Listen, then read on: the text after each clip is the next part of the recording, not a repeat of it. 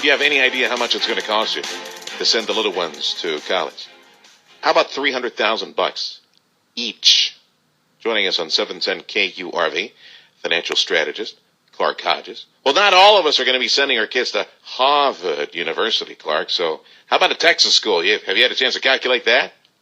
Well, I have not, but it's got to be up there pretty high as well, because I know these schools in Texas, most of them are equivalent in cost to a lot of East Coast Ivy League type schools. Yeah, the number I threw out there came from the Schwab Center for Financial Research. Did you get a chance to look at some of the schools that they were calculating? The list of schools? No, I just saw the calculation, the numbers, and how the anticipated cost is growing 6%. And is that more than just a 4-year degree, or did they calculate graduate degrees, master's degrees, potential doctorates, and all that type of stuff? And I do think they throw in housing costs and things like that as well, because it shows the cost of college. But I think at some point something's got to give, because all these student loan programs, which basically if you're breathing, you can get a student loan, and then cost of colleges are going up every year because of that student loan program. Something's got to give in the next few years, and I think costs will be reined in somewhat, I think, over the next few years. But so this survey does concern you, but it does also make me think that they're not going to be that high. Okay. Some of us would be lucky to have $300,000 in the bank at the time of retirement. Forget college for the kids. Right. What would you suggest that the average person that's going to work and drawing a middle-class salary start doing today to, yes, after they start preparing for their future and their retirement, set aside something reasonable for college?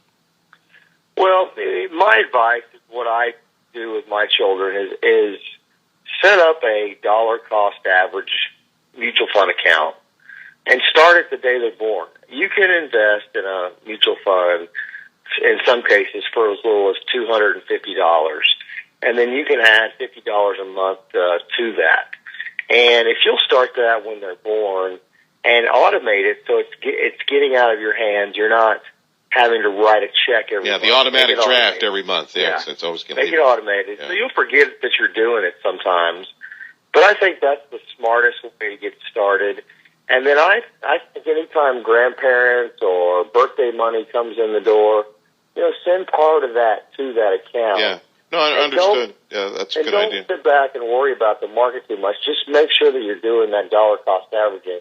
I think most people will be surprised how much money they'd have. Okay. This is obviously an example you've used before, Clark. So yeah.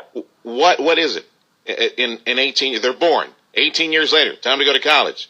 You open up an account, $250, $50 a month, and birthday money here and there. How much money do you have at 18 years?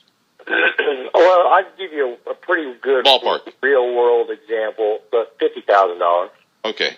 Well, at least they'll pay for maybe a semester or two at a big school, or you never know, maybe an entire degree in some places. And you're not going to use all that the first year, so I mean it'll still grow as the kid's in college, Yeah. Joining us on 710 KURV, financial strategist, our buddy Clark Hodges. We're talking about college expense, saving money for college right now. And then there are the other type of savings accounts. I forget the moniker, Clark. It's 429. Did I get it right? 529. Gee, I don't know what a 429 is, but at least I'd be saving money. I don't know about saving it tax-free, but it's the 529 plan. How does that work, and can those stick around long enough until the kids go to college? Yeah, those work by basically putting money in the account, and so it grows tax-deferred. And you can take out, without penalty, you can take the money out at any time to pay for a college expense. And some of these plans will even allow you to, pay for computers, and, I've heard of some of them paying for transportation, so for cars. But if you can let that money grow tax-free, and then once you take it out, you can spend without any penalty on college expenses, that's a pretty good deal. When you said tax-deferred, the first thing that I'm sorry, my accounting's a little rusty. I thought that you meant you don't pay taxes on that until you take it out 18 years later.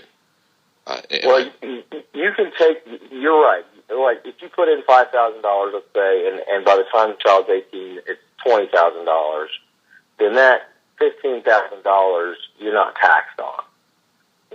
Okay, so that it grew that way. Do you get some sort of credit on an annual basis for something like that? On your taxes? I don't think so. No. So you forego anything on savings? It's after tax dollars. Okay. And it's after tax as well. So no benefits pre-tax or on an annual basis, but hey, you don't pay taxes on it when you have to send the kids to school. But you must send them to school, otherwise you get taxed, right? Right, but you can also roll it over. You can say, Johnny's not going to go to college, but Junior is, and so you can roll it over to the next kid. Okay, so quickly adopt another kid if you don't have one at age 18. Thank you much, Clark. Clark Hodges joining us on 710 KURV.